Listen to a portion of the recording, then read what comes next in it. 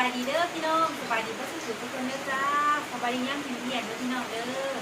บรรยากาศฝนตกลินพี่น้องเลยอยู่เมื่อเพื่อนเศร้าเพราะวันนี้เศร้าดีเขาได้ปลูกพักเด็กว่าแต่ปลูกพักแล้วพี่น้องเลยฝนจะมาเลยจะว่าห้าคู่น้องอยู่ประจักษ์นิดพักไว้เมื่อเช้าเนี่ยฝนตกตลอดเลยพี่น้องเลยพากันไปบันไดกำลังฝากกับเปียกเบิดฝนตกเดี๋ยวนี้ก็ยังตกหันตกอยู่พี่น้องกินบ่สายฝนเปียกเบิดมาประเทศที่พาพี่น้องเขาครัวเลยจ้ะวันนี้เมนูไปมาน้ำปลามาแล้วมี่นี่เด้อปิดไฟเห็นเด้อไปทำงานมาเนี่ยตึงอาบน้ำมันเปียกเด้มาแต่มันด่างเปียกเราไปอาบน้ำมาพี่น้องประเทศที่พามาเห็นเมนูการขั่วหมูพี่น้องเลยมีหมูใส่กระซอยแล้วแหละขั่วใส่กันผักกะหล่ำซึ่งผักกะหล่ำพี่น้องผักกาดขาวนี่ขั่วใส่ผักกาดขาวจ้ะมาจ้ะมาลงมือทำกันเลยเอาอันนี้เราไปขั่วกันพี่น้องกระเทียมกระมังพริกหน่อยหนึ่งที่ขั่วแบบขั่วได้จืดแห้งนะพี่น้องเอาหมูไปวันกระเทียมลงไปขั่วกันผมเป็นพักเดินพี่น้องก็เป็นบริเวณพักขั่วเอาเดี๋ยวจะใส่น้ำมัน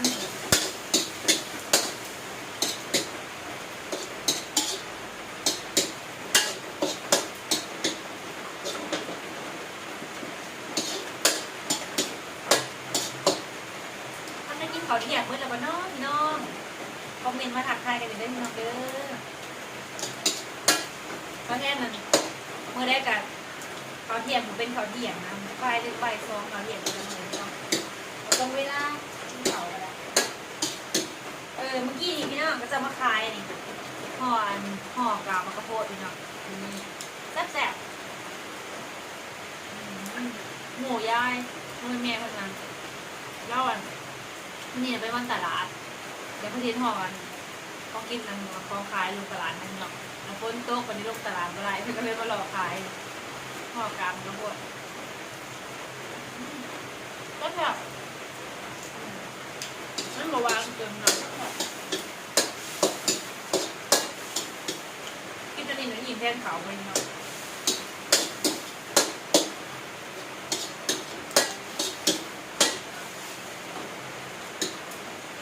มาเอามาปรุงกันเลยไม่ลืมมาบวกนะตาลกับโบมี่บริษัทของตาลรับเมื่อหน้าเมื่อไหร่ผมจะเอามาเลย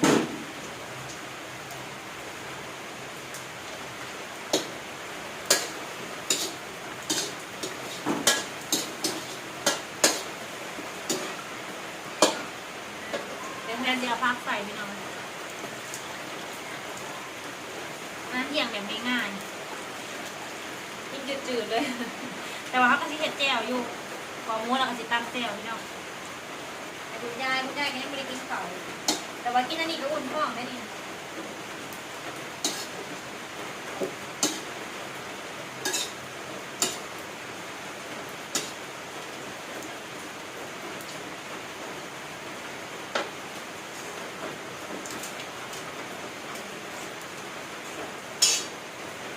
บรรยากาศพี่น้องกัน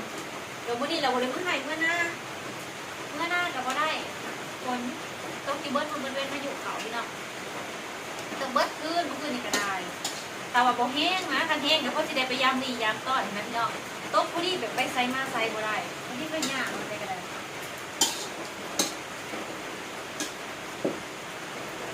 โต๊ะพอดีแล้วมันค่อนข้างมันบาด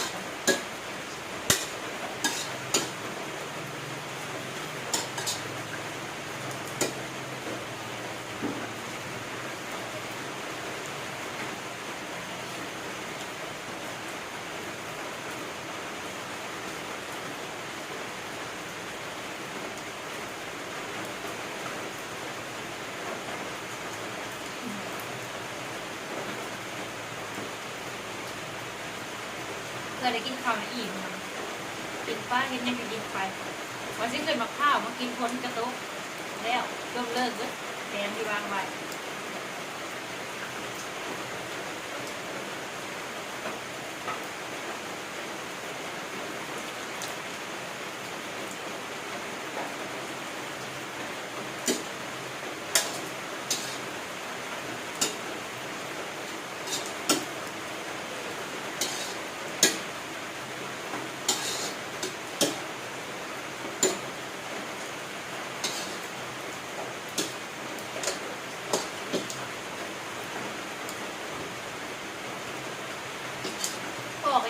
ตนาเนาะคนเนื้อเกี่ยวหนาเนี่ยว่า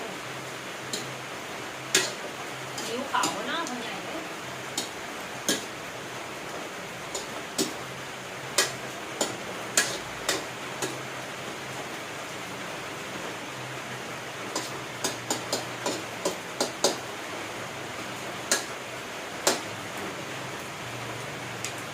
ตาเอ๋ใครมาว่ากินเหล้าบอกว่าแม่กินเหล้าเขาไปไม่ไงเขาไปที่หาลูกไม่ไปลูกไปดีกว่าลูกนะอะไรกินข้าวแล้วลูกกินแล้วว่าเนี่ยร่างอยู่ห้องน้ำก็ได้น้ำมันเลิกกินนะเดี๋ยวบักหลาเขาไปนะอันประตูให้แม่เลยเด้อโอเคโอเคเลย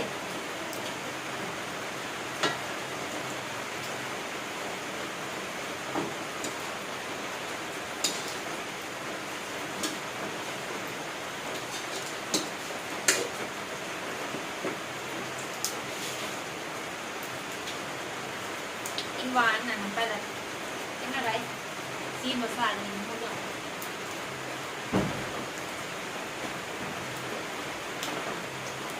ตอนนี้เราไปกินของกาก่อนซีมรสชาตินะยังนะติดประตูให้ประมาณนี้เด้อว่าประตูข้างหน้ามูเป็นยังลูกประตูข้างหน้าเปิดได้แต่ว่าประตูมันควรปิดอยู่ในเด้อแซมมันจะจ่าผลบังหลาเขาไปที่ประตูมันควรอยู่ในเด้อโอเคโอ้จักรวงเด้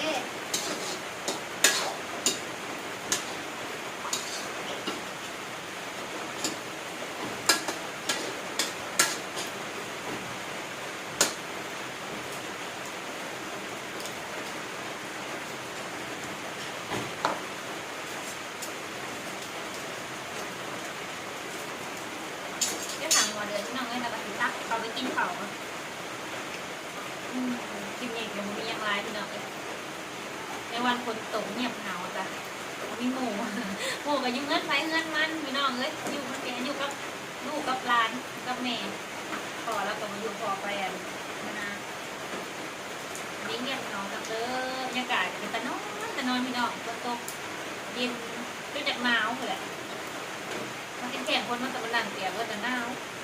ขนาดมากบรรยากาศโคตรดีเลยคนเลยจะนอนเว้นที่ไหนถ้าพี่น้องฝนตกอยู่ว่าพี่น้องคอมเมนต์มาในเด้อจ้าทักทายกันเลยเด้อพี่น้องเด้อฝนตกอยู่บ่ฝนตกอยู่บ้านตาแทนอยู่นี่พายุเขาอยู่เบิ้ลนู่นเบิ้ลเวททำหมอเดือดพี่น้องก็ทำหมอเดือดเป็นใช่กระสิบโมง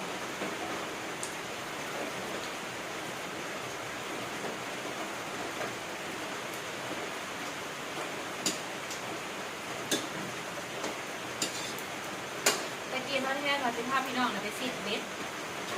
ดเอาปลาหน้าเขาว่าถ้าก็ลงไปนั้นโดยคิดนะพี่น้องกินปลาบ่อนเนี่ยเห็นไหม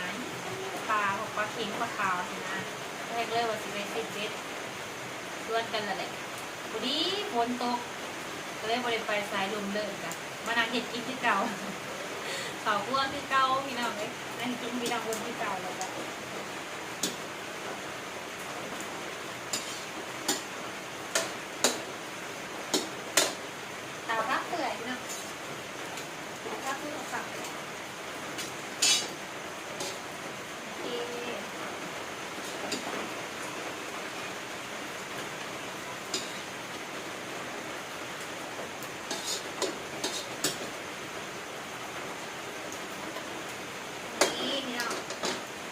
ประมาณนี้เลยค่ะหัวหมูใส่ผักกาดขาวด้วยนะป้าจะออกงานถี่ถ้วนกระแสเยอะแหละหัวหมูใส่ผักกาดขาวพี่น้องใส่มะพริกน้อยนึงแล้วก็เอาไปกินกับแจ่วนะพี่น้องเผ็ดแจ่วเผ็ดแจ่วมะพริกปรุงนะพี่น้องแซ่บนะเขากันดีได้ละมาเดิมกินข้าวเที่ยงกันเด้อจ้าพี่น้องก็ได้ยังไม่ทันได้กินเขามาเดิมกินน้ำซอสแทนเลยพี่น้องเด้อโอเคละจ้าให้กับสิบวันตัวรับไปก่อนเด้อประมาณกินหนาเด้อจ้าขอกดไลค์กดแชร์กดติดตามเป็นกำลังใจให้พี่น้องเด้อแล้วก็ที่สำคัญเพิ่มโฆษณาทางเงินเด้อจ้าอยากลด